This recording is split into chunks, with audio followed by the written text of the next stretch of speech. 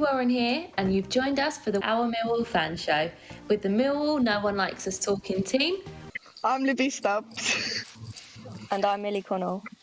Why not sponsor one of our teammates just like they do? To find out how, just email commercial@millwall-lionesses.com.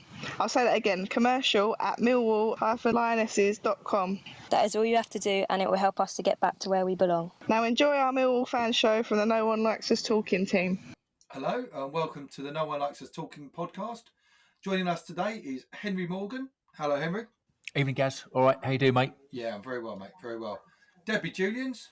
Hello, Debbie. Hi, Gary. Hi, all. And Phil Coleman. Hi, Phil.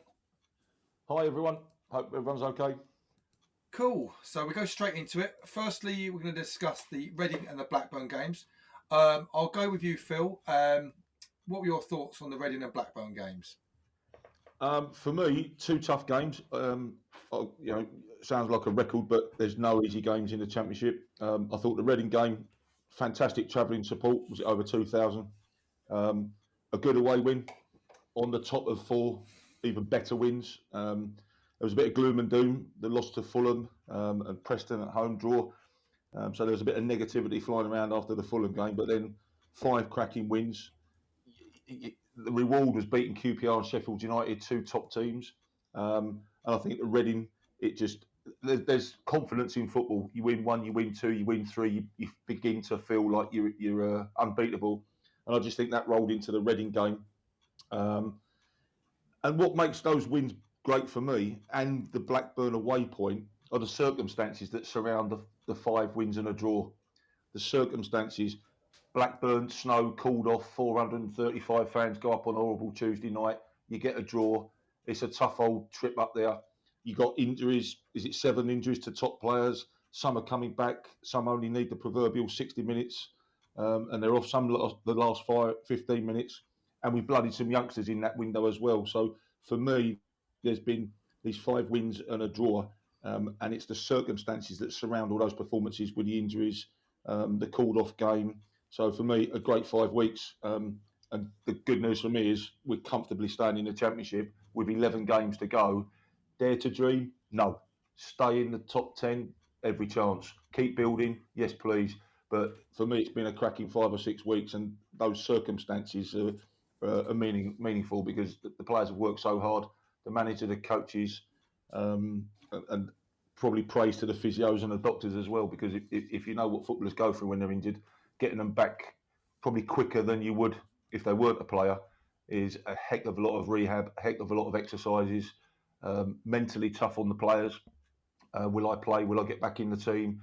And then the manager's juggling who's fit, who's not fit, who's got COVID, who's looking poor on the training ground.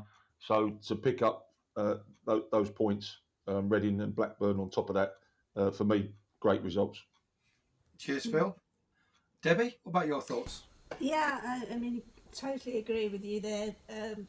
It's just amazing, really, that we've come through with all the injuries as well. And we played a defensive game, but we didn't particularly have a choice, and we stayed in there. And I mean, unfortunately, we missed the transfer windows at one point, but and we've had Luke Freeman, he must be out for the rest of the year, isn't he? And he won't really be coming back. But the Blackburn game as well, we stayed in. Those young players are absolutely exhausted, and they've done so well, just so well. And I mean, we've had people like Bernafobie come back maybe too early, and Mason Benedict too. They really need time to recover, and they've gone in there. And hats off to them. Really, hats off to them. Brilliant. And Mr. Morgan. Gaz, I think I've owed a show an apology because the last time I came on here, I was like, "Well, we're going to get battered over those games," and it half came true. But actually, what a set of results and some fantastic performances in there. Phil's already picked up on the Chef U and the QPR game. I put up on Facebook that I thought that we I'd never seen such a poor side at the Den for a number of seasons. But someone said actually maybe we forced them into that. And then Reading's a massive banana skin, right? I mean, Phil will know this better than anyone. You're going into one of those teams that's threatened with relegation, and that is a dogfight. Quality of football has declined the last 2 games, but to get 4 points and be playing with that, poor quality of football, I think is very good. And, a lot of people, the discussions are still going on with some people about, Gary Rowett in or out. Yes. And it's just, it boggles my mind to even be considering something like that. And I think some people just don't like the way that he plays, and even whether you're saying it's a 5-3-2 or a 3-5-2, or whichever situation he seems to set up in, people just tend to not really appreciate what he's done. I think he's worked miracles with the squad he's had, quite frankly, and I think a huge game now on Saturday. I mean, Phil, the only thing I disagree with you, fella, is that you're saying that we're out of contention for the playoffs. I think this division is so poor this year. We still got to go to Luton. We still got to go to Stoke. We still got. It's within our hands Huddersfield, now. Middlesbrough. Exactly right. It's within our hands, and I'm not saying we can definitely do it, but I still think we got a great chance. Yeah, we've got a great chance at Middlesbrough and Huddersfield. They haven't got any injuries. That's the only sort of setback there as well. But doing so, the team is really sort of pushing forward to not lose. That's the main thing, and doing very well. Well, we discussed that a bit further on down the line in the show, but just to explain how the show's going to go today, in the first part of the show, we'll be discussing where have all the Rowett haters gone. And Alex Walsh's return as not just the head of recruitment, but director of football operations. We'll then be discussing the Lionesses and, of course, the first team. But before we get started, let's listen to our colleagues over at the Proper Blokes Club. Hello, I'm Scott and I founded the Proper Blokes Club. What is that I hear say? Well, it's for men who have experienced or going through a tough time and fancy going for a walk and a talk. Or it could be you just want to get back on top of your game, maybe feeling lonely, or you could even be new to the area and just want to get out for a walk and a talk. This could be for you. So if you'd like to join us, we run sessions every Thursday, Sunday, starting at HMS Belfast, walking along the Thames up towards Surrey Quays. Thursday start time is 6 o'clock and Sunday start time is 6:30. If you guys are on Facebook, Twitter or Instagram, find the Proper Blokes Club, give it a like, give it a follow, tag and share with your friends, or if you'd like to do it the old-fashioned way, you can call Scott on 07397 501110. That's 07397 501110, and we can make arrangements for you to come along. So I look forward to seeing you joining us soon at the Proper Blokes Club.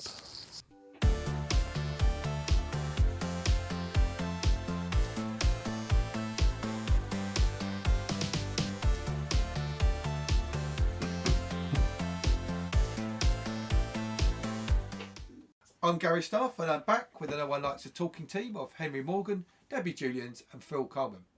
So, next up we're going to be discussing where have all the Gary Rowett haters gone.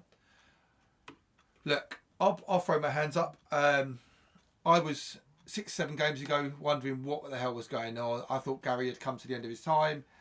I don't like seeing people get sacked. I think I said it on the show as well. I don't want to see people get sacked. I like people given a chance. And I don't believe John Belson would have sacked. I think it would have been more of a case of Gary would have walked. But he stuck at it. Look, he knew the chips were down. He knew how bad things were getting. Look, has any team had a bad run of of injuries like we've just had?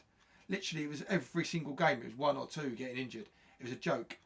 And it's hard. It was a hard nut to crack. But when the chips are down, for the last 5 games and on Tuesday night against Blackburn, you saw what Millwall Football Club's about. It's like all of a sudden, every single one of those players in the last 6 games got it. And they dug in, little 1-0s. I know there's things we're going to be talking about in a minute that decipher Millwall quite well. And I just want to say, well done, Gary. well done for keeping going, not throwing the towel in when many managers probably would have, sticking with it, getting the team on side, and being a force. And look, come on, 6 games ago, would you have said we were just been talking about being in the playoffs? No way. So that's me on that point. Well done, Gary. And I also see you up for manager in a month. Please don't get it, because we need to keep you winning games. So I'll start with you, Debbie. What are your thoughts on what I've just You said just there? took it away from me. I was going to say, is that for manager of the month as well? Yeah. So there you go. Yeah. There is rumblings in the background from some fans. But some people have always been negative. I think he's done amazing to keep in and keep the spirit up with the amount of injuries, and also to go through as well. And it's the injuries have just forced his hands, and everybody has played defensive, and it's worked. Agreed. What about you, Phil? What's your thoughts? I don't think the haters will ever go away because everybody's got an opinion. I've got an opinion, you've got an opinion, everything. So that opinion just gets squashed down for 5 wins. And have they been proven right? Have they been proven wrong? What I would say is this league is the EFL Championship. Times have changed. This championship has changed. You cannot go and buy a 20-goal-a-year striker and pay his wages. It's never going to happen on what we've got. It's too expensive. So what does Gary Rowett do at the start of the season? He probably has objectives. I've got objectives. Stay in the league. Keep building. Bringing in better, what I call proper championship players, the standard, within budget. Juggling a team. You juggle a team on their form, having a row with a wife and not being in the right mindset. COVID, injuries we've spoken a lot about. Youngsters, when does Tyler Berry have a break? When does Danny Mack have a break? We've got loans. And I'll tell you what the bloke's done. Whilst being booed at half time, I've heard it, whilst some have been abusive to him and online and probably in his ear from the sidelines, he has stuck to his principles. He's found a way to put a bloody team out at times. He's put a 15-year-old on the bench. He's tightened up the defence that I've criticised at the start of the year. We have got the 4th best defensive record. He's found ways to win games at times. I actually think he's a very good assessor and judge of games. And to those that don't like the style, as I mentioned, the EFL has changed. It's no longer boot it and leg it. There are some damn good teams that have great managers and coaches and analysts, and they force you back and they push somebody up, and it completely throws Millwall's attacking game. And what you do is you find ways to win. And judging on this season, and I mentioned it to you guys before the show started, I liken him a bit to Brian Clough. Gary Rowett, Brian Clough. Brian Clough's teams were tight, built on a big structure. Peter Shilton, Larry Lloyd, good defenders, good midfield players, with a little bit of flair in a John Robertson and a good striker. And Brian Clough, if we score 1-0, 1 goal, we win 1-0. Very tight. 1-0 wins it. And I think there's a bit there. And nobody criticised Brian Clough when he was doing it, but Gary Rowett, for some reason, gets criticised. And I just don't get the fans being so negatively vociferous. Yeah, I get the opinions, but constantly bawling out the manager. I mean, it's just draining. But they're still out there. And I think he's done a great job. I think he's got pretty thick skin. He's just getting on with it.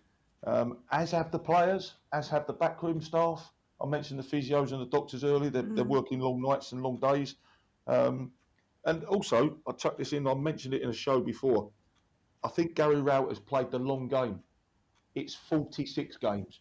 You can have 5 straight defeats at the start of the season. Your season's not over. You can have a bad run around Christmas. Your season's not over. We've just won 5 games and a draw. All of a sudden, the season's still not over. We've still got, 11 games? 46 games, 9 months. For me, he's protected players. He's rested them. He's probably given them easy. He's probably given them a couple of days off here and there. He's prepared them for the games. We've had big losses. Bradshaw, I thought he was just partnering up with a phobia at times. It looked good. Leonard, Freeman and Burke, 2 highly rated championship players come in and they're injured. That is just bad luck when you're getting better players in that have played in the Premier League, for heaven's sake. And he's just got on with it. It's not easy being a manager. You're juggling all sorts, but for me, I think all things considered, he's done a cracking job this year, and I just wish him well and all the players well in the last 11 games. Cheers, Phil. What are your thoughts, Henry? I continue to think he's done a remarkable job. I think, look, if you look back historically at where we have finished in the league at this level, to finish 8th and then 11th, I don't think that's bad at all, right? And this season again, looking for another top 10 finish, and I think if you looked at all of the results of the football club in our history, you've obviously got the two seasons in the top flight when we're obviously, we finished in the highest positions we ever have in terms of the league in its current form. We then have got the McCarthy finishing third. We've got the McGee finishing third.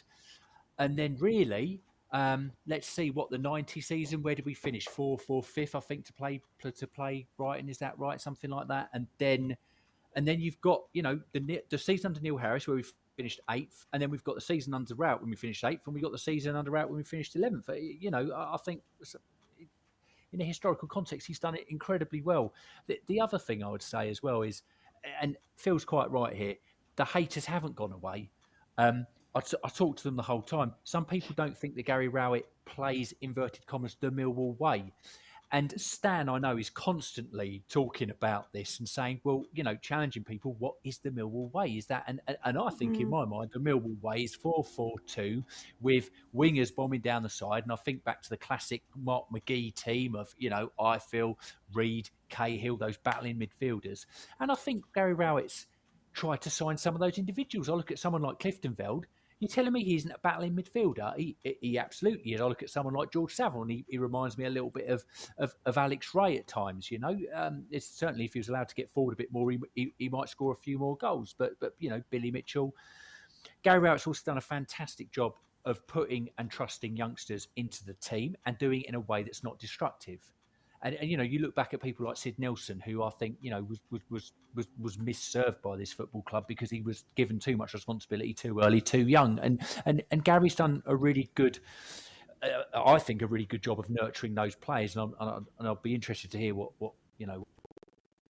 Phil's thoughts are on that, because obviously he's done that sort of transition himself. But I don't get it. I sit firmly in the camp that after Gary Rowett has gone from this football club, in whatever way he goes, and I do think it will be under his steam, because John Berylson is risk averse, and in Gary Rowett he's got someone that he knows, he's got the regeneration of the football club coming up on the horizon. He needs a championship side, and he's going to keep us in the championship.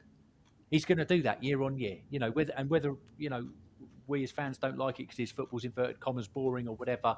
Okay, but he's also tried to upscale the club. So I think he's got to keep going. And I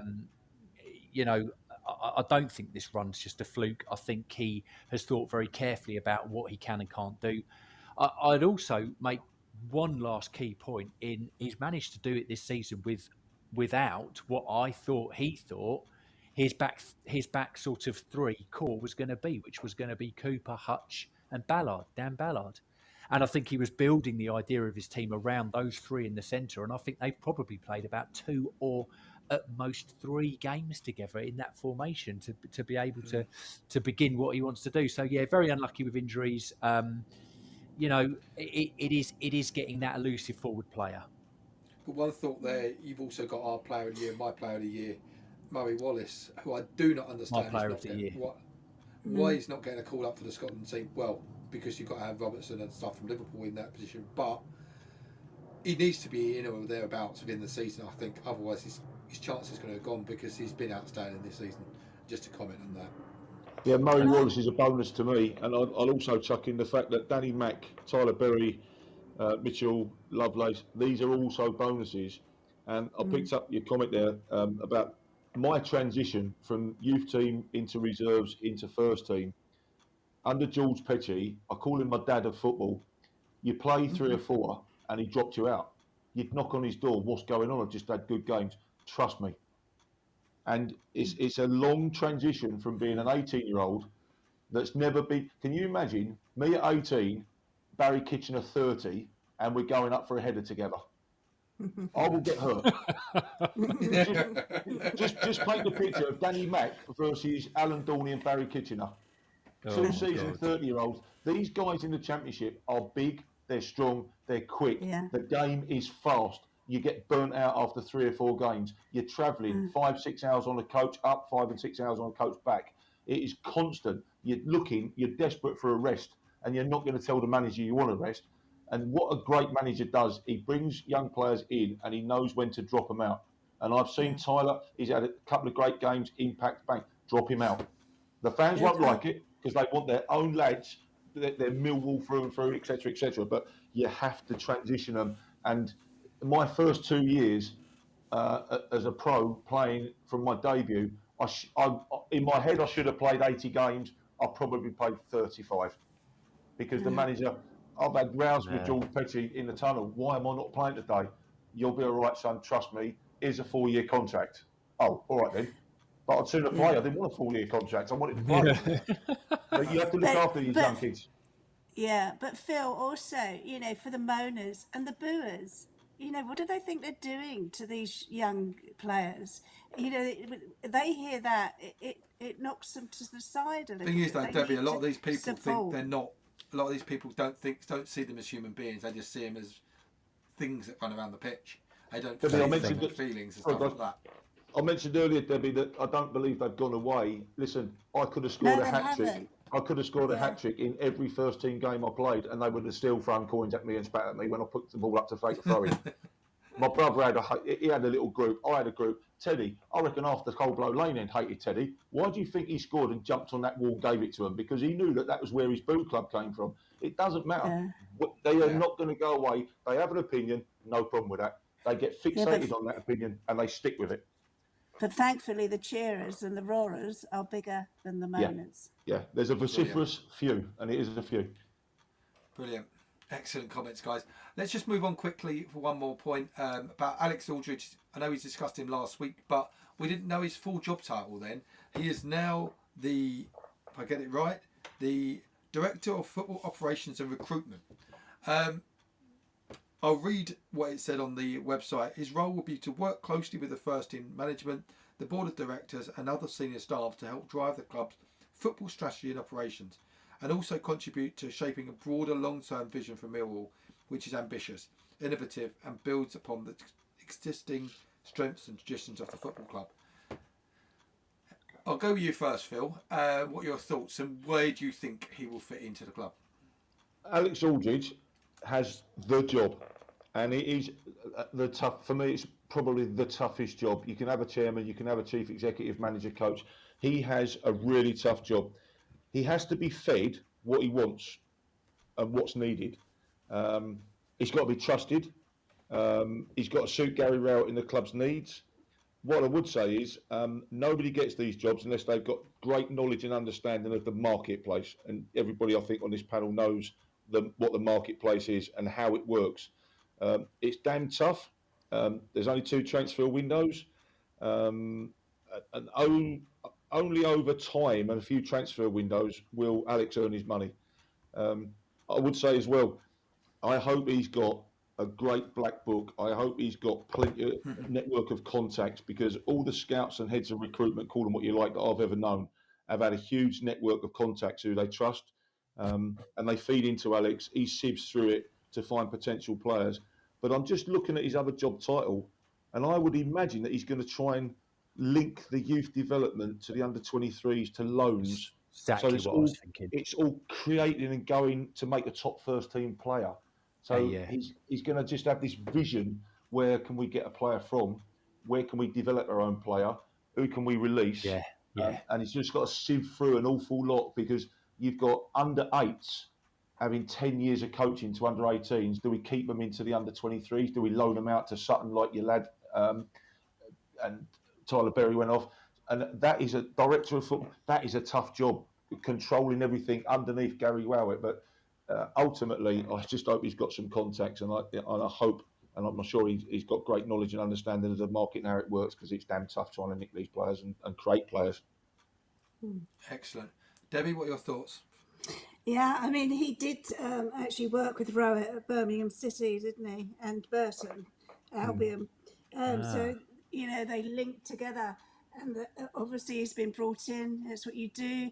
I mean, John Berrison, my favourite, is expressed his excitement of bringing him on. He will always back his manager about Berrison, and I think it'll be a really good insight, and he will look forward. He will back both sides and bring Millwall forward. Excellent. And Henry, what are your thoughts on Alex coming back? I'll just pick up the one line that I really liked that you read out was in the tradition of the football club, and what I think that quite nicely summarises is exactly what Phil was just talking about, in that the tradition of this football club is bringing through good young talent and then doing something with them. And I think potentially where we have lost out in the past is that we either haven't got the right money for that individual, or we've let them go at the wrong time in terms of selling them on or developing them further. And I think back to some of the players we've had, like, Marvin Williams, Cherno Samba, who obviously had a lot of potential, but at some stage were mismanaged or misadvised, or they asked for something the wrong way. I don't know, but I think we can look back at some of that and the tradition of the club. But for every Paul Ifield, Tim Cahill that's made it, we've got a Cherno Samba or a Marvin Elliott who haven't, and it's about trying to maybe square those odds and make them a bit better. Or on the flip side of that, Henry, and Eze.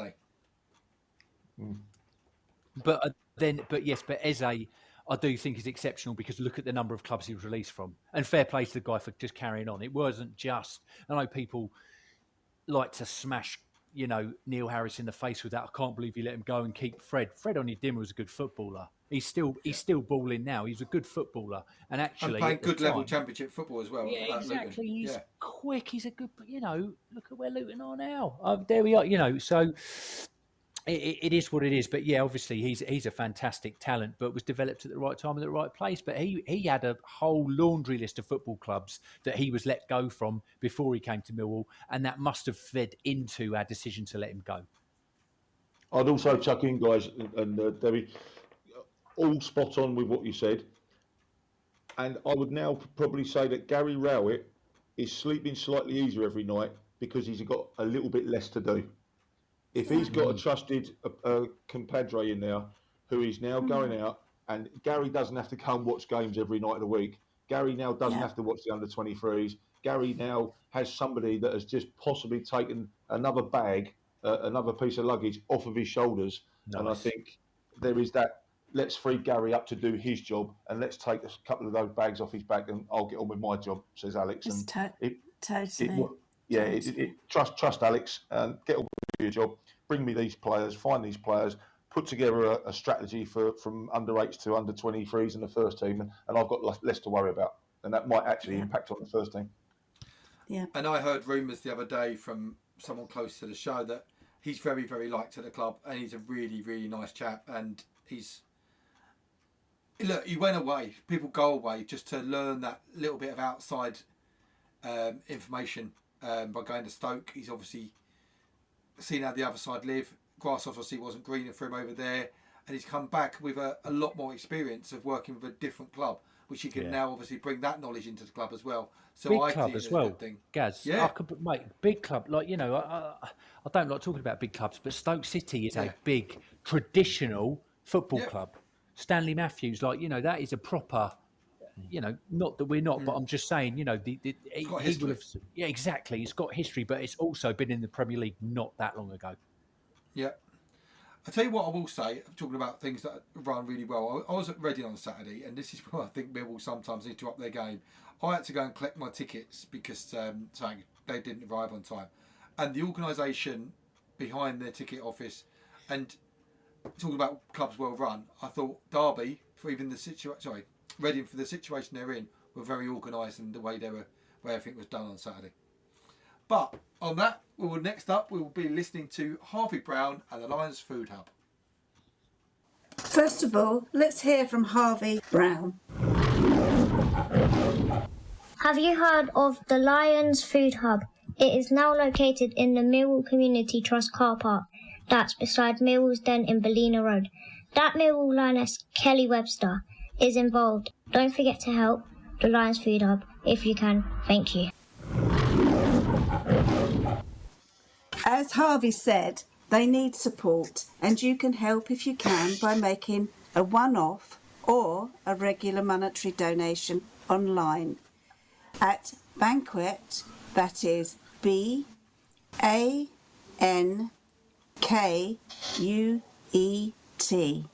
Or on a Saturday, you should make donations pre-match at the hub, about 50 metres down from the Lions store. Alternatively, you can also contact the team via their Twitter and Facebook sites. I'm Gary Staff, and I'm back with the No One Likes a Talking team of Henry Morgan, Debbie Julian, and Phil Coleman. Now we're going to move to the part of the show where we talk to a face associated with Millwall. This week, we are talking to the voice of the Championship. He produces superb content on the division, including watch-alongs, weekly reviews, preview shows, and random content, which includes rating all the divisional kits with his lovely partner and mother to his child, Shaylee. I constantly watch his content, and it's always a pleasure to speak with him. Welcome to the show, Benjamin Bloom. Thank you, Gary. That's quite a big up. Well, can't deny you're good at what you do. Ben, before I pass you over to these guys, have you managed to watch the Lions this season? Do you know, I haven't, and I've only just been starting to go back to games recently. Obviously, pandemic being what it was, and like you said, just had a young baby, so I've taken my time to get back out, put it that way. But hopefully, especially if this playoff challenge materialises, hopefully we'll get down there. But I was at Fulham a week or two ago. I was at Sheffield United in midweek, and I'm at Luton on Sunday as well. So I'm starting to get back into it. I don't want to count my chickens, but it looks like we're back to normal now. Excellent. So who wants to attack Ben first then? No one, hopefully. I definitely will. Ben, Henry here. Hi, Henry. Love your content. And have since you've really supported us since we've been up in the Championship, definitely. Here's one, because obviously there's been lots of speculation in and around the club from fans, board, loads of rumours. The Jed Wallace situation. Now, I'm not sure if you followed it that closely at all, but from your perspective, I know that you've seen him develop at the Lions over the last few seasons. Do you think he's going to go at the end of the season? He's out of contract, and do you think there's a possibility that we can claw onto him? Well, when these things get down to, I mean, not even the last window, but the last year of the deal, the power seems to shift to the player disproportionately once you go over that 18 months to the end of the contract, which would have been last January window for Jed Wallace. Nothing doing in the summer, and then all of a sudden it becomes the players and the agents sort of position to dictate the move. I'm sure, all of you, I was sat there on deadline day, and we had this housing chain set up, didn't we, in the Championship, of right wingers of Jed Wallace, Brennan Johnson of Nottingham Forest, Josh Bowler of Blackpool, and Keane Lewis Potter. And we thought, if Brennan Johnson goes, 2 or 3 of those players are going to be moving. So Brennan Johnson didn't go. And I think that might have made a difference, because I think a big swathe of money going into Nottingham Forest, they could have possibly afforded to pay what you guys would have been charging for Jed Wallace, especially with only a few months left on the contract. Yeah. That didn't happen.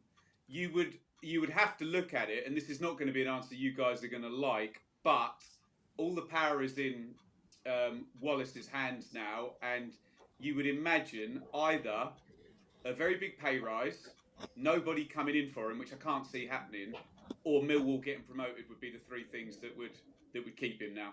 We'll go for number 3. Yeah. Interesting. Debbie, Phil? How do you think... Oh, it's Debbie here, sorry. I know I'm not Phil, obviously, with a voice like mine. How do you think Rowett is doing with the depleted squad that he has at the moment? I mean, look, I was sort of eavesdropping on the last 5 minutes of your conversation. So if it's tricky for Millwall fans to get a read on on Rowett, then it's not impossible from me from the outside.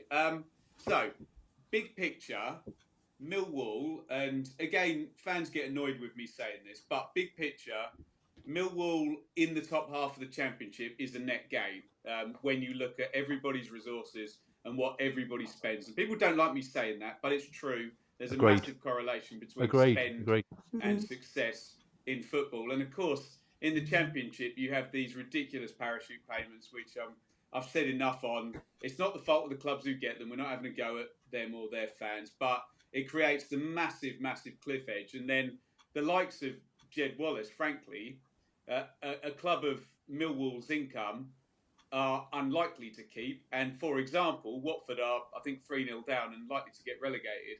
Watford is the sort of place that if they get relegated with a 45 million quid parachute payment, could pick up Jed Wallace next season. That's the kind of world we live in. I understand the Millwall fans that perhaps think that Gary Rowett is overly cautious. I understand that point of view. Whether it's reasonable for him to play in a cautious way, given what I've just said about Millwall's resources relative to Forest, Middlesbrough, Sheffield United, Bournemouth, Fulham, it might be what he can do. All I will say about Rowett is I was there when he was Derby manager, and I remember them. I went to the playoff semi-final against Fulham, and Fulham were very good, but he was very pragmatic then, and I did leave thinking, oh, what if they just played a little bit more on the front foot? What I've always said about Rowett's kind of style is you're never too far away from a winless run because it's draw heavy, but when it clicks, you're never too far away from an unbeaten run because it's draw heavy. This is the good thing about Rowett is that essentially Millwall have had two good runs this season, from the end of September through to the start of November, and this one at the moment. And because they don't lose many games otherwise, that puts them in a chance, in the top 10 or around those playoffs. But, I mean, you guys would be far better. It's a matter of taste sometimes. I know the Millwall crowd, all they ask for is honesty and a good straight up fight, don't they? That's all they want from their team and their players. And I think I do get the idea that Millwall identity of no, we don't care who you are. We're gonna attack. We're gonna go into tackles. When they see a team maybe sitting off a little bit, I understand. But on the other side of it, I do get that it's a win if Millwall finish in the top 10 again. Completely Wise agree. words. Completely agree. Evening, Ben. Phil here. Hi, Phil. Ben, I thought I was listening to myself there when you were talking. You're a wise man as well, are you, Phil? Been around the block a bit, and I get what fans want. I've been on the pitch and in the terraces and listening to fans around that place since I was a kid. And you're spot on. It might not be liked, but it's an overachievement on the budget, on the funding, on 12,000 average crowds, etc., etc. It adds up and punching above your weight. So, I totally agree on the pounds as well. I mean, Tony Cascarino was on the show a month or so, 2 months ago, and he was going on about the parachute payments. You cannot fight teams that are 45 million that are paying Mitrovic. Well, that have got or you end up being where Reading and Derby are now if you do it and you don't go up. Exactly, and it's mismanagement of funds, whichever way you look at it. Yeah, and I don't want to go on my rant, but Reading playoff final, if they win the game 2017, complete, everything saved. Aston Villa and Derby, look at it, playoff final 2019, one game, Villa win, they're sorted, 100 million quid TV money. FFP, they're away scot-free because they're out of jurisdiction. Derby lose the game, they are screwed. We can't have a situation, and whatever you guys think of Mr. Berylson, sorry, and I'm going off on a tangent here, he's not risking the future of your club. So you may well not get a magnificent promotion based on, risking a lot, but you're also not going to be in administration anytime soon. Sorry, go on, Phil. No, that's great. I agree with that as well. It's the club's more important than any player coming in for. You can put them on 40 grand a week. You know, if you haven't got the money, you're going to get found out. Short term win perhaps, but for the long term. And I like the way Gary Rowett has gone about just building subtly and quietly and bringing players in that are of a good standard, and letting one or two go, which again you can debate. What I would say, Ben, is the Championship has been a very different season this year, and I've been on record saying everybody can beat everybody. Peterborough beat us. Peterborough have just drawn with Bournemouth. You know, Peterborough are Luton terrible as well, aren't they? God. yeah, 18 losses, but they can hold Bournemouth, who are top of the table. So, who do you think will be in the top two, and who's likely to be in the playoffs? Given that the guys on another TV program that we subscribe to, they couldn't work it out either.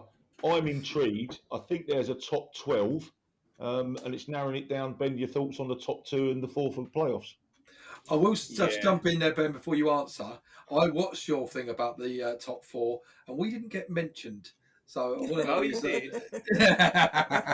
did. You did. So look, to the point there, I did a video on this a couple of games ago, and I'm absolutely none the wiser now. So look, let me deal with the top two. Fulham are really good, and they're going to get they're up fine. We get that. In terms of second place, it would still take quite the effort from Scott Parker and Bournemouth to mess this up, given they've got the 3 games in hand. I think the neutrals perhaps might like to see a parachute team fall flat on their face, but I think there's a lot of metrics that tell us Bournemouth are better than the rest of the top 6. So my opinion is Fulham are up, and this is the top 2 we're talking about. I'm not sticking my neck out there, am I? And Bournemouth, without a bit of a collapse, and it's going to have to be a really decent run from somebody else. And honestly, I'd be more looking at Sheffield United with the resource they've got. So look, as much as it's boring, I think the top 2 is the top 2. The playoffs are, and I think this season's actually going to be an outlier. I think this season, I agree with what Phil was saying, is going to be different than other seasons because, and I don't want to be denying the Tooth Fairy or Father Christmas here, but a lot of people have a lot of ideas about the playoffs that are just not true, and I think they come from the 1990s. I think one is that the playoffs are a lottery. They're absolutely not. More often than not, third place wins. The other myth unless we finish in third place, in which case we lose, which has happened. Which has happened at least twice in my lifetime. Well, but look at the change from the 90s and the early years of the playoffs. People are much more savvy now. It was the Wild West in the 90s, and we got all those high-scoring finals with Charlton and Sunderland and Derby and Leicester and Swindon. All of those guys. Yeah, Swindon and Leicester as well. It's changed now. The other myth is this idea: someone, quote, always comes from nowhere to win the playoffs. No, they don't. They absolutely do not. And I've done all the research. However, this year could be different. It is very, very open this year, and that gap down to, I mean, you could even go down as far as Preston. I think we are being a little bit silly if we think in 10 games Preston are going to make up 7 points on Luton, given all the traffic. But what we have that's very interesting is the direction of travel of Blackburn is down. The direction of travel of QPR at the moment is down. Sheffield United, Luton, Millwall, up. Forest, up. Middlesbrough, up at home. But you do the maths, guys. There's only 4 playoff places, and Huddersfield have got 62 points already. So, really, there's kind of only 3 playoff places, and not everybody can fit in. So, whilst I understand that if you look at this and you're a Millwall fan, and you're going, hang on a minute, we've got, 16 points from the last 5 games. And even moreover, 20 points from the last 9 games. But I did the maths earlier. If Millwall get 20 points from the next 9 games, which would represent really good form, they'll be at 73 points with 2 games to go. Most normal seasons, we'd be going fine, guaranteed, start resting some players for the last 2 games. This season, I think someone's going to score 74, 75 points and not get into the playoffs because of the traffic, because of Forest, Middlesbrough and Sheffield United all trending up. Luton are a nuisance to everybody around there. So my take on the playoffs is Huddersfield looks sturdy with 62 from, really Huddersfield need another 15 points from 10 games and they're at 77. They're going to be in the playoffs if they're there. Otherwise, I don't know what the other programme you were referring to is, but I can't offer any more sort of knowledge than that. Other than, I think it will change week on week. I think I saw Sheffield United in the flesh on Tuesday. They look strong and they've got star power that other clubs in this race do not have with Gibbs White, Berger, and even Billy Sharp still, I have to say. We beat them. You did, but I could also clear my throat and say they're 4 points ahead of you in the league and 4 places and on a very nice run. So, and this is the point where we can make arguments for a lot of teams here. Forest and Steve Cooper, very good. Middlesbrough, if they can sort out their away form. QPR, when Willock and Chair are on it, very good. Luton have scored 32 points in 15 games. They're on better form than everyone except Fulham. Sheffield United have got the parachute payment. Blackburn are tailing off, but their home form is very good indeed. Hence why you guys were saying it's actually a good point, even though there was no shots on goal at Blackburn. And Huddersfield have just befuddled everybody. God knows where they came from. So it's very, very open. And I think Millwall have done fantastically to get where they are. But the idea that they could get another 20 points in 9 games and essentially have 40 points in 18 games and not be guaranteed shows what a kind of frantic race it is. And I'll open the floor to your thoughts on my 5-minute ramble. I totally agree, Ben. And you're looking at, we travel to Blackburn and get a point. We're then going to Middlesbrough in 8th. We're then going to Huddersfield in 3rd. Is it Huddersfield next? Christ. Yeah, it's Middlesbrough, Huddersfield. Yeah. That's the next week. Can I talk to you about Middlesbrough? Because I think there's a reasonable argument that you can beat them because they're incredibly good at home. I think they've won 9 on the trot, but they're going to be tired. They've played extra time on TV and beaten Spurs. Played at the weekend, won against Luton, against Sheffield United, and like I said, I was at the game. They did get overrun and they got beat up a little bit. And the guy you need to look out for, and it's so blindingly obvious, and this is where having Gary Rowett is a good thing, is Isaiah Jones, the right wing back, because look out for your left-hand side not being ahead of the ball, having 2 players on the left behind the ball at all times, because he looks lethal. But Millwall are the sort of team, given Middlesbrough's propensity for creating lots of big chances and not quite taking them in their bad away record, I think you could shut them out. And if you shut them out, I think you could beat them as well. And I'm just looking at the fixtures as well, Ben, and it's like after the 2 games against those 2 teams in the top, it's Stoke City away, Luton away. So even those away games, nobody in this league... Luton's always fun, isn't it? Yeah, exactly. Nobody in this league has got an easy run, and the teams at the bottom are fighting like hell. The teams at the top, there's so many in it. They all are probably, if you're a professional footballer and a manager, you will be saying, "Come on, we've got a chance." And I just look at it, and I've been on enough time saying that there's no easy games in this league. It just looks, the run in April and May just looks even worse. There you go. It's in our hands. It's in our hands. It's in our hands. They're all 6-pointers. And I know this is me being overly optimistic, but I do genuinely think that if we win those games, they're 6-pointers, Ben, right? So then the pendulum starts swinging. Every time we get points off those teams around us, the pendulum swims back in Millwall's favour. And I totally understand what you're saying. And I'm blinded by the lights, if you like, to quote a 2000s tune. But I generally think, if we could get a few players back, if only we'd got a striker, because I think we're probably 10 goals short in that, if I'm being realistic. Yeah. Yeah, if you look at the table, it is pretty glaring. You've got a very good defensive record, but I think the idea was Afobe was gonna get the goals. But I mean, in deference to someone like Afobe, that any striker will argue that they're playing for a pragmatic team that doesn't actually make that many big chances. And we've seen Millwall over particularly the past couple of seasons.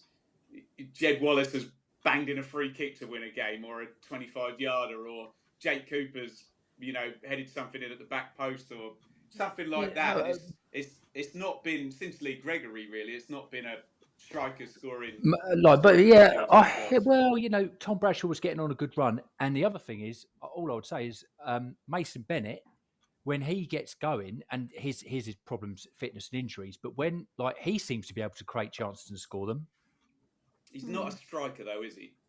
When you're saying, striker, goal scorer, and you look at the teams at the top, and you see Mitrovic at Fulham, Solanke at Bournemouth, Brereton Diaz at Blackburn, Sharp at Sheffield United, Adebayo at Luton, and then you see QPR, Middlesbrough, and Millwall, and you can say about all three of them, none of those are currently in the playoffs, and none of those have got a goal scorer like the other teams we just mentioned has. So there may be some smoke there. I mean, you'd argue, you look at Coventry in 11th, you'd argue if you took either Godden or Gyökeres from Coventry and put them in Millwall, probably get 10 or 15 goals, wouldn't they? One of those strikers. I just want to go back to the point about the playoff push.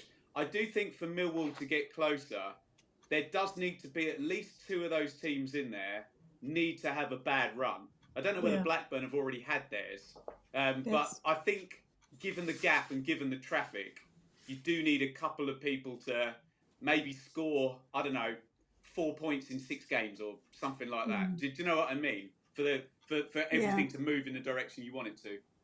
We need to wait for the 2 above or 3 above to foul, really, don't we? This is what we need. And you've got the perfect opportunity because you're playing the one above at the weekend. And it's at home, and it's both next 2 games are at home. And someone mentioned 6-pointers. They're the ones, aren't you? They're the ones where they land in your lap and you're playing a direct rival.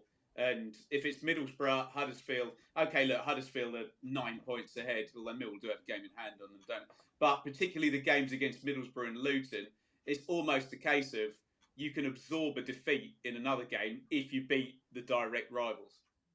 Agreed. Good strategy, that. Ben, thanks for joining us. That could have gone on for hours. I'm the worst, aren't I? You're brilliant. It's brilliant. Thanks for joining us, Ben.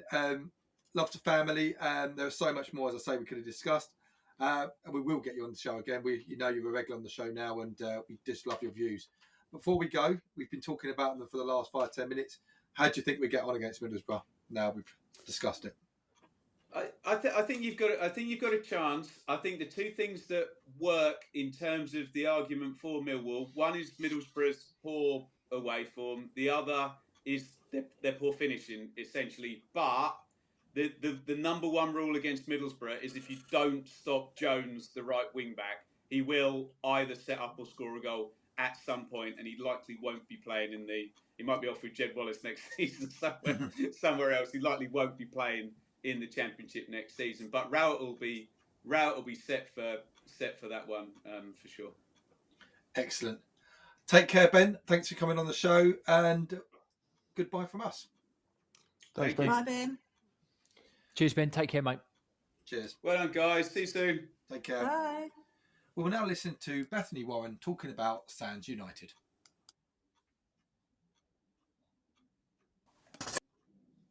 We know that some men can struggle to talk about how they're feeling after the death of a baby. We hope that by building trust and a common bond, by playing together as a team, many more will be able to break their silence about baby loss and help others to do the same. Sands United FC has already saved the lives of men left feeling like they had no one to turn to in their grief. Are you a father who has lost a child? Talk to Sands United. They will help. Contact them on sufclondon@gmail.com. That's sufclondon@gmail.com. They will help.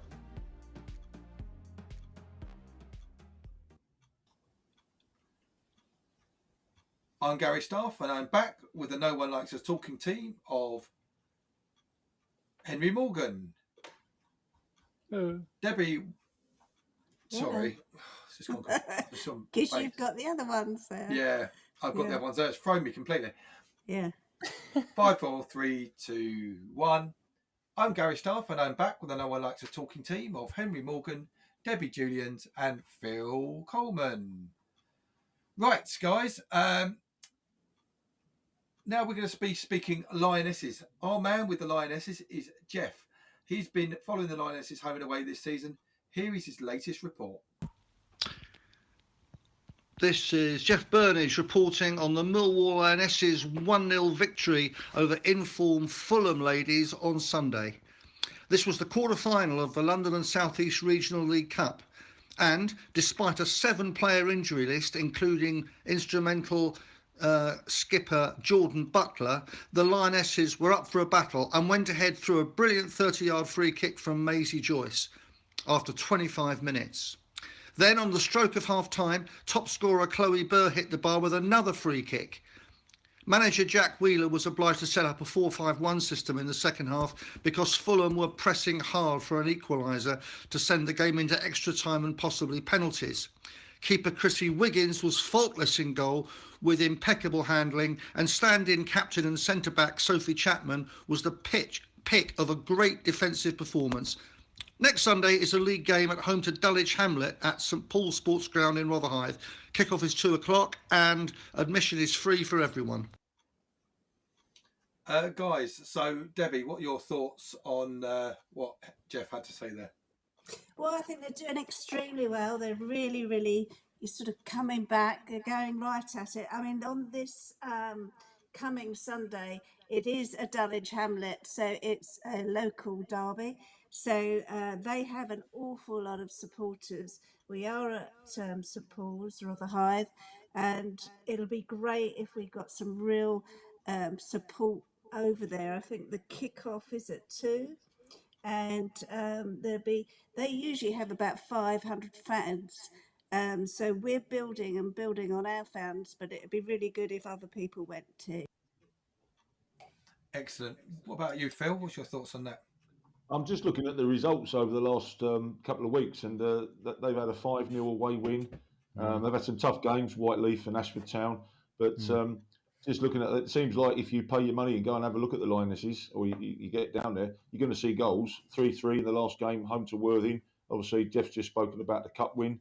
So it just looks like a great team being put together. They're capable of getting wins. It looks like a tough league, but it also looks like they score plenty of goals. So it could be entertaining, popping down there and watching them. It's actually free on Sunday. Oh, yeah, free. Sorry, yeah. Yeah, and also the Dulwich Hamlet game, I know they always bring quite a big crowd with them, Dulwich Hamlet. So, be interesting. Henry, you got any thoughts? No, I think they've played well in the league this year, and they're putting together some good results. So I think everything to play for this weekend. Excellent. So Middlesbrough's up next on the lines. Before we discuss our game, our stasto and panelist tonight, Henry, has some statistics for us. Yeah, Gary, and the other thing I was going to say is I don't really feel like I need to give you too many statistics because Ben did such a good job of summing Middlesbrough up. Look, I think the key headlines for us they're coming off the back of a bad loss to Sheffield United, right, in midweek. They've won 16, drawn 7, lost 12. So, you know, and with terrible away form, so they're coming into the den. I think if we can just hold everything together in terms of keeping our players fit, great chance of beating anyone at the den. I can't disagree. Phil, what are your thoughts on the Middlesbrough game? Well, Ben's mentioned their flying right winger. That terrifies me because that left-hand side, there could be a lack of pace. You saw what the Crystal Palace winger did, cutting in and going, and that guy is seriously quick. I've seen him a couple of times. The analysts have done some work on him, and he just goes past people for fun. It doesn't matter who you are. You're going to have to double up, and if you double up, there's somebody else spare around the pitch. So it's a home game. I've got a sneaking suspicion there'll be a few more turn up this weekend. It's one of those games. It's a pound for a kid for a pound as well. Absolutely. On top of that, you know, we're on a good run. We're sitting there in the league, touching distance to a playoff place. Middlesbrough at home. They'll probably bring their full load for the top tier. Good atmosphere. Millwall at home, you can beat anybody. particularly when you look at some of the performances. I'll quote Bournemouth second half, Sheffield United. When we put it together, and it is a performance defensively, when there's that little creativity, when Jed does something special, and Ben touched on it, you're relying on the same people, but you can win 1-0, you can win 2-0. Keeping a clean sheet is obviously the bedrock of this team. So yeah, it's you've got to go into the game expecting to win it. But I keep saying there's no easy games, no easy games at all. Debbie? Well, the game apparently is a sellout. They've got 16,000 attendance. That's what I've read. Oh, wow. I thought that might have been the case, yeah. Yeah. So with that, it's very hopeful. I just, we get that, as I've always said, and it's what Phil's just said as well. You get that roar behind them and the atmosphere. You become a Superman, and hopefully if we just get through these 2 next games, both at home, which would be great, and then we've got the international gap, and then hopefully we'll get our people, all the injury players back on. I'm very hopeful for this week. And Phil's right. Middlesbrough have sold out their allowance as well. So, can I just chuck one in I don't know where this came from, but I picked up some statistics. We've got the 4th or the 5th best defensive record in the league. So that shows you some sort of strategy that Gary Rowett might have, to have that so few goals against. And it ties in with what Ben said earlier. If we aren't going to have a Mitrovic at 100 grand a week, or we're not going to spend 20 million on a striker, to have no goals against and to have that in black and white, I'm just trying to find it as well. 32 goals against. Yeah, I was gonna make it. Yeah, we're almost 34. Yeah. There's not too many. I'm just checking. No, I think we're the third. I think we're the third, joint third best defence in the league. Oh no, hang on, here we go. Look, Derby County, blimey, 4th, joint 4th best defensive record. Yes. And while I've been critical of the back 4 at times, and there's a lack of pace there, and Ballard's come in and everything else, that is a record for that back 4. But then I would suggest that every single one of the 11 players is defending for their life, like Blackburn. I'm seeing people are knocking a phobie, but he's closing people down. Everybody is putting a shift in to say the least. So a good defensive effort from everybody at the club. Yeah, absolutely. Cool. And then after Middlesbrough, it's Wednesday night at the Den. We've got Huddersfield. You got any thoughts on that, Henry, first? Yeah, I mean, so look, going into, the other thing I'd say is that Huddersfield are playing tomorrow night. Oh, sorry, tonight, because this goes out on a Friday. So they're playing. They've got an extra day's rest, and I think at the moment that is crucial, because we looked like we were on our knees in the Blackburn game, and I don't think we're due any players back. Maybe we're going to have to rely on some youth team, but with that comes the propensity to make some kind of a mistake or something. So Huddersfield coming into it before the West Brom game, this is won 17, drawn 11, lost 8. So they've scored 49 goals, which is, it's not bad in terms of the playoffs. There's only Bournemouth that have scored more goals than that, and they've conceded 36. So I actually think that's potentially a more difficult game, because we generally get smaller crowds on a Tuesday, Wednesday night, and if you're Huddersfield and you've got that extra day's rest, you're just like, that's okay. We can go down to the Den. We can take our time, unless of course they get beat by West Brom, and then the pressure gets turned up a bit. But at the moment, they're probably looking at this and thinking, well, we beat West Brom, we go down to the Den and see what happens. Yeah. I'd also chuck in, West Brom have the capability of beating Huddersfield. Yeah. And you give them another 3 points, and all of a sudden they're sitting on 52, and they will think they're in the playoffs as well. So this gets balmy every time you look at it. I will say, though, football's not played on this league table and on paper; it's played on the pitch. And absolutely. There's an attitude, and there's a crowd, and there's a travelling overnight in hotels, and there's an awful lot to factor into an evening game. It's not an easy one on an evening. Just to say though, Henry, I saw yesterday, I think it was, Ojo and Leonard are quite close to return. So they might be back. Saturday might be a game too far, but it might be Huddersfield. But also, you might see an Ojo. Are they being fit coming back too soon? Exactly, and also are they going to be match fit? And I think Phil, you could probably give us a better insight here. I would say no, because it took Jed Wallace 2 or 3 games to get back up to where he's fully firing. But anyway, I don't know. Yeah, but it's an option off the bench, isn't it? You could be fit, as in the doctor and the physio have said you're fit, and then there is match fit, and then there is match sharp. And Gary Rowett has proven, and I was going to mention earlier, that he plays the long game. He's looking after the assets. These guys are worth a lot of money, wages, they're worth a lot of money on the pitch. Why would you rush them back? Let's protect the player. Let's give him an under-23s game. Let's give him a behind closed doors. Let's give him an extra week of real hard, intense training. Let's put him on for the proverbial 60 minutes. Let's bring Bennett on for the last 10, 15 minutes. And you're just going to ease these guys in, because the last thing you want if you've been out 6 weeks is play one tough, quick, strenuous championship game and you're out for another 6 weeks because you have a reoccurrence. It is far better. Absolutely. And I've been quoted this by every physio: take an extra week or two and you're fit for the whole and the rest of the season. And I think that's wise words. And it looks like Gary Rowett is managing those players exactly like that, because it is not easy. No. The players want to play, totally and the manager has to put these shackles on them and just say, take it easy, another week's training, I'll give you the 60 minutes, I'll put you on the bench, I'll bring you on if you needed, you'll be involved. But it's a tough one. And if you've got these players, they will be chomping at the bit to play. I'm up for selection, boss. I want to play, boss. And the manager has to make some tough decisions. And Phil, sorry, mate, and Gary as well. This is going slightly off piece, but apologies. I just wanted to ask a professional footballer's opinion. I've seen some people saying, because of the amount of injuries, there must be something going wrong in training or the way we're playing, or something. You know, is there any is there any credence in that whatsoever? In your opinion? Okay, all right, interesting. And I would say it's even better nowadays, because years ago, I'll take you back to Jack Blackman ran on the pitch with the inside of a football bladder with cold water, and if you got a bad ankle, he put cold water down your neck and you got up. That's bad ankle, you get it down the neck.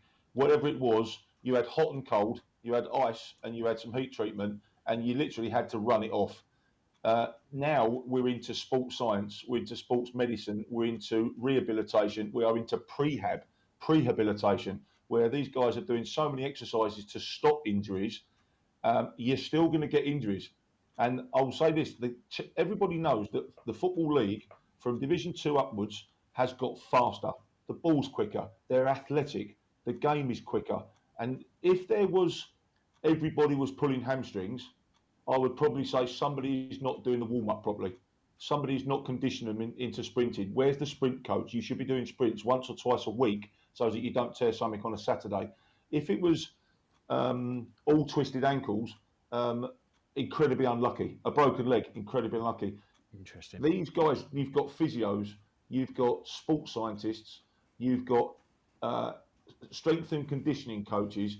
The backroom staff are there and they are stopping injuries that would normally have occurred in the 70s and 80s. But you're going to get injuries. It's just incredibly unlucky. What I would say is there will be somebody analysing the types of injury. And as I said, if they're all hamstring injuries or they're all muscle injuries, something is not wrong with the conditioning, the sprint training. If they're all head injuries, something's wrong with the heading technique. So they will be analysing exactly what the injury is. I don't know what the injuries are. I haven't got them in front of me. But if they're all 7 different ones, that is just bad luck. Yes, it is. It's far more scientific now. I'm going right into depth. Right, before we go to the end of the show, guys, let's have a prediction. Debbie, Middlesbrough, Huddersfield, go. Oh, I've got to go 2-1. Actually, somebody has put a bet. One of the fans put a bet on for 10-1. So I'll go 2-1. Fair enough. And what about Huddersfield? Huddersfield, I will go 1-0 to us. 1-0. I'll take both of those. Henry? Yeah, I was thinking a close game, a 2-1 against Borough, and I think a draw against Huddersfield. I'm going to say 1-1. Phil? A Middlesbrough win, home win, 1-0, 2-0, a bit like the Sheffield United game. A cagey affair, cancelling each other out, but we're at home, and that is a definite X factor. There's a bit of a whiz there. And not getting beat against Huddersfield. I've not seen them much, but when I have, they look a competent team. So 4 points out of 6, that would do for me. I'll take that. And I'm going to go for 6 points out of 6, and I'm going to go 2-0, 2-0. I think we're going to be quite confident in both games. That's brilliant. I love that. Don't forget, you'll be able to listen to the No One Likes Us talking team, bringing reports from our games both home and away, where our roving reporter, Kai Bennett, will be giving updates on the games. Also, you can listen to Millwall Community Matters 2 on Maritime Radio, broadcasting on 96.5 FM. That's it from me. Thanks, Henry, Debbie and Phil. Finally, it's good night from me and it's good night from them. Night all. Good night. Good night, everyone. Good night, guys.